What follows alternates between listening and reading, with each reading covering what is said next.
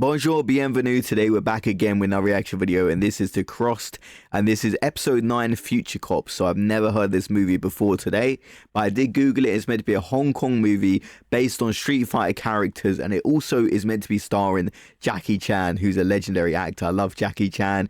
Made Shanghai Night, Shanghai Noon, Rush Hour, and also Around the World in 80 Days, which is a movie I loved as a kid. So let's get right into it. For today, let's go. Salut à tous, c'est Karim Debache pour un nouvel épisode de La croisière s'amuse. Va te faire foutre. Et aujourd'hui, nous allons nous intéresser à un jeu qui a une place toute particulière dans mon cœur, puisqu'il s'agit d'un jeu qui a posé les bases d'un genre entier, celui du jeu de bagarre. Karim Debache, est-ce que t'es en train d'essayer de dire que tu vas parler de... Ouais, non. Aujourd'hui, on va parler de Street Fighter. Tu déchires, mec. Tu vas commencer par lequel des deux films? Des trois films. Non, tu vas pas me la faire. Il y a que deux films, il y a celui avec Van Damme et La Légende de Chun-Li. Et un autre. Ok, tu m'as intrigué. Faut m'en dire plus maintenant. L'histoire de Street Fighter. The only one I remember is the one from the 90s, which had Kylie Minogue in it. I never saw it, but I remember seeing it advertised. I do know there's one coming out next year, which has like a big cast, and I'm very excited for. Hopefully they do not fumble that, but let's continue on. Fighter au cinéma remonte en fait au 16 janvier 1993, date de la sortie chinoise de Nicky Larson, un film hongkongais adapté du manga éponyme.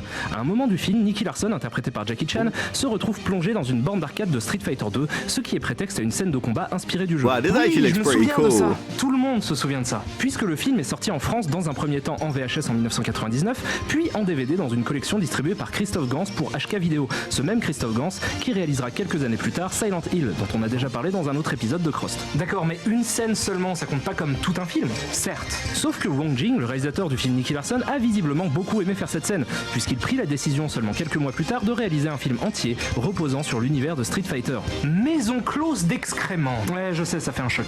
Attention, néanmoins, je préfère vous prévenir, il ne s'agit pas là d'une adaptation stricto sensu, parce que la boîte de prod qui est à l'origine du film n'a pas eu les moyens d'avoir les droits du jeu. Ils ont donc dû se contenter de faire un film qui s'inspire de l'univers de Street Fighter sans pouvoir utiliser les noms et l'histoire originale. C'est pour ça que le film ne s'appelle pas Street Fighter, mais Future Cops. Attends une seconde, tu veux dire que des trois films qui parlent de Street Fighter, t'as décidé de nous parler de la contrefaçon hongkongaise? Absolument. Karim Debache, tu n'es qu'une sombre tache de merde. Pas d'insultes. Sinon je te transforme en Jérémy Morvan qui mange un sandwich. Mais je t'en... Oh, good transition there. Voilà, ça c'est fait. Est-ce que vous avez des questions? Oui. Yummy, yummy, yummy, I got love in my tummy and I feel like I'm loving you. Ok, alors Future Cops est une comédie d'action hongkongaise sortie le 15 juillet 1993 à Hong Kong et réalisée par Wong Jing. Et comme je l'ai dit précédemment, il s'agit d'un film qui s'inspire officieusement de l'univers de Street Fighter. Ce qui signifie qu'ils n'ont pas eu le droit d'utiliser les noms originaux des personnages de Street Fighter. Donc pour que tout le monde soit un peu moins perdu, j'ai décidé de vous dire à quel personnage du jeu correspondent ceux du film. Donc dans le film, Vega s'appelle T-Man, Guile s'appelle Broomman. Parce que Broom, ça veut dire balai. Comme ses cheveux. Ryu s'appelle Long, Chun-Li s'appelle Chun-Mei, Dalsim s'appelle Ah-Sing, Ken s'appelle Kent, Bison s'appelle simplement... Okay, Chun-Li, Chun-Mei and Ken. Okay. Those ones aren't too confusing. En général, Sagat s'appelle Taiking, Honda s'appelle Toyota. Is Honda actually called Toyota in this? That's pretty funny. Green Wolf et Sangoku s'appelle Chan Tai Hong. Et là, vous vous dites... Ok. Non, tant pis. Le film commence en 2043 dans un futur apocalyptique où les affiches se décollent de peur et où Bison, le méchant dictateur, vient de se faire arrêter et attend son jugement. Ken, Sagat et Honda sont les sbires de Bison et décident de remonter dans le temps pour tuer dans le passé le juge qui doit s'occuper du procès de Bison. Et c'est une idée de merde parce que même s'ils arrivent à tuer le juge avant qu'il devienne juge, eh ben il sera remplacé par un autre juge. Terminator 2, right? Donc c'est une idée de merde. Mais le plan semble convenir aux méchants malgré tout et ils décident de le mener à bien. Sauf que c'était sans compter les Future Cops qui sont des policiers du futur. D'ailleurs je comprends pas du tout pourquoi ils se font appeler les Future Cops vu que pour eux c'est le présent. Donc ils devraient juste s'appeler les... Ça fait à peine 3 minutes que le film a commencé et le scénario s'effondre déjà sous vos yeux, mesdames et messieurs. Je pense qu'on est tous d'accord pour dire que c'est pas facile d'écrire sur des voyages dans le temps. Donc on assiste à une scène de combat entre les méchants sbires de Bison et les flics du futur, qui sont composés de Vega, Ryu, Guile et Dalsim. Et c'est sûrement une des scènes de combat les plus cheloues de l'histoire de la bagarre, puisque dès le départ, le film décide de nous en foutre plein la gueule en nous balançant un max de coups spéciaux directement tirés du jeu. Nombre de commentaires sarcastiques auraient leur place ici, mais je pense comme beaucoup qu'une image vaut mieux que 1000 discours et je préfère donc vous laisser regarder la scène, accompagnée de la musique de Benny Hill.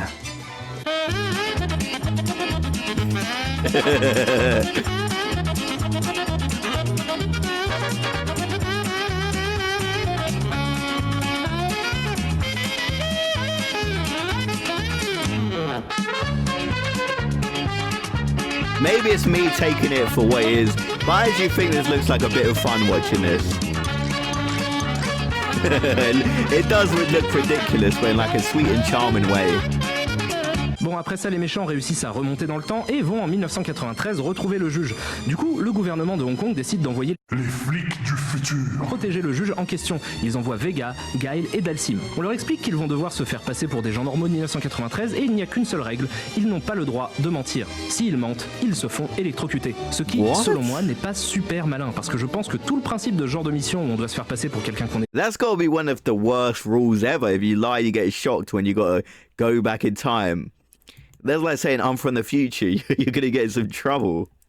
pas repose sur le mensonge. Je sais pas qui élabore les plans dans le futur, mais faut le foutre à la porte au plus vite. Donc on se retrouve plongé dans le Hong Kong des années 90 et on fait connaissance avec le personnage principal du film, Chan Tai-hung, un jeune lycéen hongkongais sympa comme tout, mais martyrisé à l'école par les forbans. Les 15 prochaines minutes du film sont donc consacrées à l'école par Les Fourmont, and that's an old term for ruffians, but also the name of a popular 80s French rockabilly band. Their signature look often included white outfits and retro hairstyles. Yeah, I'm sort of getting Elvis vibes from these characters. les forbans. Les 15 prochaines minutes du film sont donc consacrées au quotidien de Chan Tai-hung. Especially the guy in the back. Que c'est juste un prétexte pour nous envoyer à la gueule un nombre incalculable de moments porte-nawak. Imaginez que vous ayez envie de faire un film sur l'univers de Street Fighter. Quels sont les premiers mots qui vous viennent à l'esprit ? Streets and Je vous laisse fighting. réfléchir quelques secondes avec une petite musique rigolote.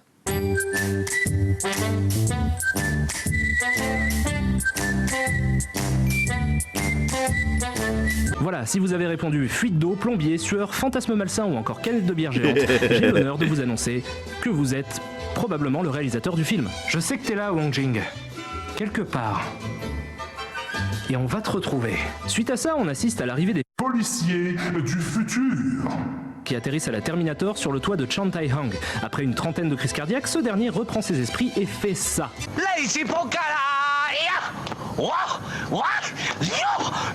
Pendant que le public enchaîne les vodkas pour essayer d'oublier ce qui vient de se passer, les futurs cops expliquent à Chan Tai-hung qu'ils viennent du futur pour mettre la main sur un futur juge menacé de mort qui apparemment fréquente le même lycée que Chan Tai-hung. Coïncidence ? Peut-être. Après ça, nos futurs cops décident d'infiltrer le lycée pour retrouver le juge plus facilement, donc Dalsim se fait passer pour le servant de Chan Tai-hung, Vega s'inscrit comme étudiant et Guile décide de passer un entretien pour devenir prof. Le directeur lui demande donc de prouver qu'il ferait un bon prof en... Okay, when they went back in time, I did not see the plot taking this turn. It sounds absolutely insane. It don't seem like the worst movie ever. I can see it being kind of funny and kind of interesting, but not what I'd expect from a Street Fighter movie here. fabriquant une bombe nucléaire. What? On voit alors que tout change à l'école, puisque les forbans qui s'en prenaient volontiers à Chan Tai-hung au début du film font vachement moins les malins devant les futurs cops. Par exemple, ils essaient de faire peur à Vega en mettant un serpent dans son sac. Lui réagit en bouffant le cœur du serpent et en le portant comme ceinture. Je suis trop badass. Et il arrive même après ça à esquiver la pisse. Je suis trop badass. What? Bref, suite à ça, on a droit à une bonne demi-heure de film qui repose sur une seule vanne. Vous imaginez si les personnages de Street Fighter ils étaient dans la vraie vie ? Ce serait hilarant. Ce qui fait que chacun des trois persos vit sa vie de son côté. Guile et Vega ont même le droit à une aventure amoureuse chacun. Et c'est prétexte à tout un tas de séquences improbables dans lesquelles on voit Vega jouer au basket avec les pieds ou Guile interpréter une chanson. Et je m'arrête quelques secondes pour vous dire que je pense que le personnage de Guile est mort à ce moment précis. Dans cette séquence. What is this movie?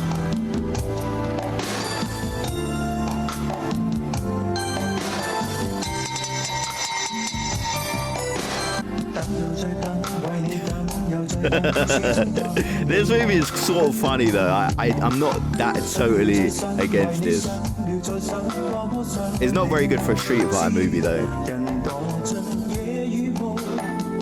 Bon, pendant que Guile essaye de percer dans la variété, Vega dragouille comme un sagouin et se retrouve coincé avec sa copine dans une borne d'arcade de Super Mario Bros. Je pourrais souligner que cette mise en abîme est hallucinante d'étrangeté, mais ce qui me choque particulièrement dans cette séquence, c'est la façon dont Vega drague la nana.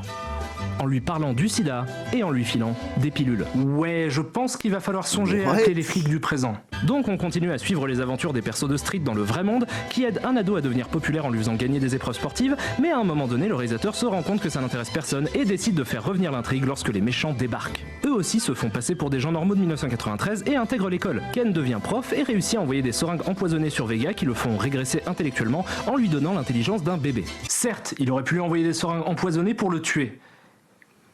Mais... That would make more sense. Vega étant maintenant hors d'état de nuire, c'est Guile qui doit se battre contre Ken. Et le combat pourrait presque être épique s'ils n'avaient pas tous les deux décidé que c'était vachement plus rigolo de s'en prendre aux canettes empilées dans le magasin. Prends ça, saleté de poisson sucré! Finalement, Guile réussit à battre Ken et lui demande de filer un antidote à Vega pour lui redonner son état normal. Quels sont ses arguments pour convaincre Ken ? Aucun. Mais ça semble suffire pour convaincre Ken qui sauve Vega en lui envoyant l'antidote. Avec des méchants comme ça, je pense que le monde n'a plus besoin de protection, donc je conseille à tous les héros de l'univers d'arrêter d'essayer de sauver des trucs et de s'adonner pleinement à leur passion. This has to be the craziest scene in the film. Ok, non, j'ai rien dit en fait, continuez à essayer de sauver des trucs les mecs. Ça vaut mieux. Pendant ce temps-là, Bison réussit à se faire libérer de sa prison magnétique du futur et retourne lui aussi dans le passé pour aider à choper le juge. Avant ça, il décide néanmoins d'assumer son cliché et rigole devant des flammes.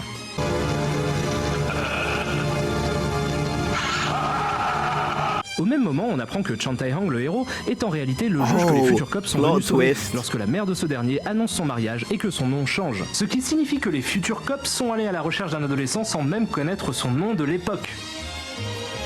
Dans quelle école de police on vous a appris à faire votre boulot, les gars? Bon, Bison arrive à mettre l'école dans un état pas possible, cet état-là.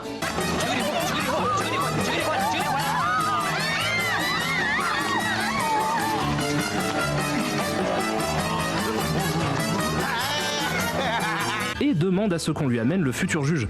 Maintenant, les gentils ne peuvent plus reculer, ils vont devoir affronter les méchants. Mais pas seuls, puisqu'ils seront accompagnés dans leur combat par Blanca, Chan Tai-hung qui s'est transformé en Sangoku, Chun-Li et Chun-Li. Hé, t'as dit Chun-Li 2 fois. Exactement. Et pourquoi il y a Sangoku? Et pourquoi pas? Ok. Yeah, why not? Why not? Évidemment, ils arrivent à battre les méchants et finissent sur un freeze frame d'anthologie. Voilà, c'était Future Cops. Et c'était absolument grandiose. Je veux dire, comprenez-moi bien, c'est un très But it seems enjoyable though. I can imagine having a laugh about this. Mais merde, c'est hallucinant. Là, j'écris la chronique quelques jours après avoir vu le film pour la première fois, donc c'est un peu retombé. Mais je vous jure qu'à la première vision, j'avais du mal à croire à ce que j'étais en train de regarder. Et quand on est fan de Street Fighter, et je suis fan de Street Fighter... C'est original ça. Va te faire foutre. Quand on est fan de Street Fighter, regarder ce film est une expérience absolument démentielle. On a vraiment l'impression d'être prisonnier dans la psyché d'un tueur en série en plein bad trip. Je veux dire, regardez ça. Dites-moi que ça a été fait par une personne saine d'esprit. Le film dépasse de loin toutes les critiques que je pourrais éventuellement lui adresser. J'ai souvent eu tendance à cracher sur des films parce qu'ils suivaient un schéma narratif surfait. Et celui-là n'échappe pas à la règle, puisque l'histoire qui nous est racontée finalement aurait pu être, à quelques nuances près, l'histoire d'un film d'action hollywoodien standard. Mais même si la structure globale est assez convenue, force est de constater que le film est malgré tout très imprévisible. Tiens, regardez un exemple. À un moment du film, Vega et Guile, qui sont censés se faire passer pour des mecs normaux de 1993, sont planqués dans la chambre du héros. Situation standard, on l'a vu 1000 fois depuis E.T., sauf que là, ils décident de descendre dans la cuisine pour manger le frigo. Ils sont surpris par la sœur du héros qui rentre chez elle, situation standard, et là, Vega lui fait croire qu'il passait le balai en utilisant le corps de Guile. Après ça, le héros rentre chez lui, situation standard, et il décide de frapper violemment Guile dans les couilles et dit ensuite à sa sœur qu'il le frappe parce qu'il est pauvre. Et c'est comme ça tout le temps. You never know what's gonna beau de happen voir à quel point next. les mecs qui ont fait ce film n'en ont rien à branler. Et c'est un truc qu'on retrouve dans pas mal de films hongkongais de cette époque-là, l'adaptation de Nicky Larson du même réal en tête.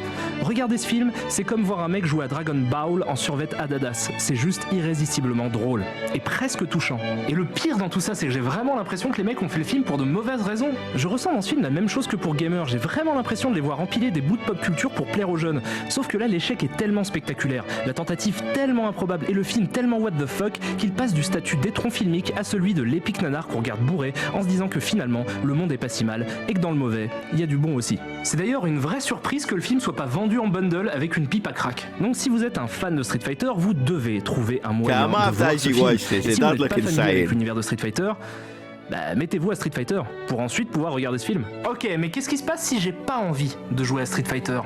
T'es revenu, toi. Oh que oui, je suis de retour. Nom de Dieu, qu'est-ce que t'as fait à Jérémy ? T'inquiète pas, il est dans un monde meilleur. Okay, a very interesting episode. I mean, they always are, but that one the craziest one.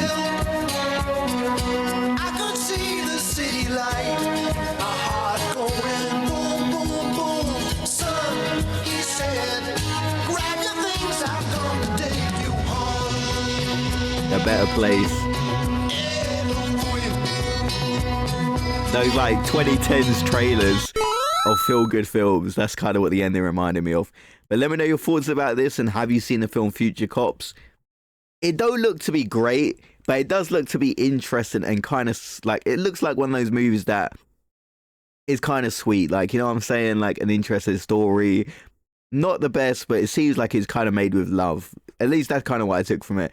Absolutely insane, the ideas. I didn't see it going the direction it went. I thought they were just going to go back in time, you know, try and kill the bad guy and have some fights in the street. That's what I was expecting. I wasn't expecting them to go to the school, the like injections that kind of make people regress, and, you know, getting teleported to a Mario video game where he's talking to girls about AIDS pills and he's mopping the floor with him and getting kicked in the balls because he's poor. Just some creative turns here that I did not see coming, but it looked like it's a film that you wouldn't get bored watching. You'd be like, what is going to happen next? And be entertained. It does look so crazy that you never know what's going to happen, but it keeps you on your toes. And yeah, that's all I really have to say about this. But probably the craziest episode of Crossed. And that's saying something. There's been some crazy films that he's covered, but this one might be the craziest storyline I've seen. So let me know if you guys have seen Future Cops, and I'll see you guys next video. Have a great day, everyone.